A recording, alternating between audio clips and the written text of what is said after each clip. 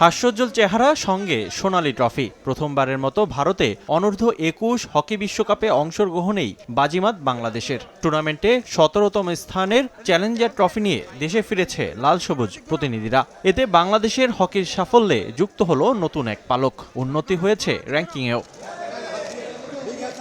দেশে ফিরে hockey federation থেকে খেলোয়াড়রা পেয়েছেন উষ্ণ অভ্যর্থনা। বিমানবন্দরে স্পটলাইটে ছিলেন টুর্নামেন্ট জুড়ে দারুণ পারফর্ম করা আমিরুল ইসলাম।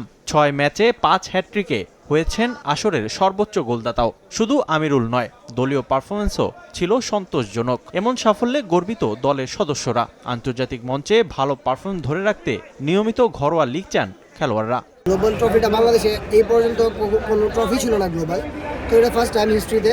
তো আমি মনে করি এটা আপনার সামনে হকির জন্য, হকির উন্নতির জন্য বা হকির আপডেটের জন্য অনেক কাজে লাগবে। এতদিন ধরে ভাবতাম আমাদের মধ্যে ইউরোপের মধ্যে অনেকটা ফারাক, কিন্তু আসলে কি আমরা যদি চেষ্টা করি বাঙালিরা, আমরা অনেক কিছুই করতে পারি এবং এটা আমরা প্রুভ করছি। সো আমাদের একটা জিনিস কি, আমরা যত ম্যাচ খেলবো তত আমাদের ম্যাচ টেম্পারমেন্ট বাড়বে, আমাদের নিজেদের মধ্যে বোঝাপড়াটা হবে। আসরে দলীয় পারফরম্যান্সেও সন্তুষ্ট অফিসিয়ালরা।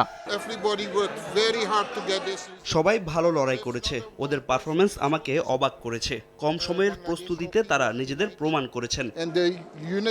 আমাদের প্রচেষ্টা শুরু থেকে যেটা টিম যেন ভালো খেলে, এই একটা চ্যালেঞ্জ ছিল আমাদের জন্য।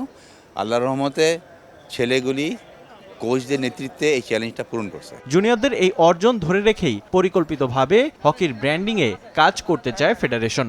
আমাদের ইচ্ছা, আশা করি অনেক কর্পোরেশন আছে, ব্যাংক আছেন, যেনারা হয়তো বা এরকম একটা রেজাল্টের অপেক্ষা ছিলেন।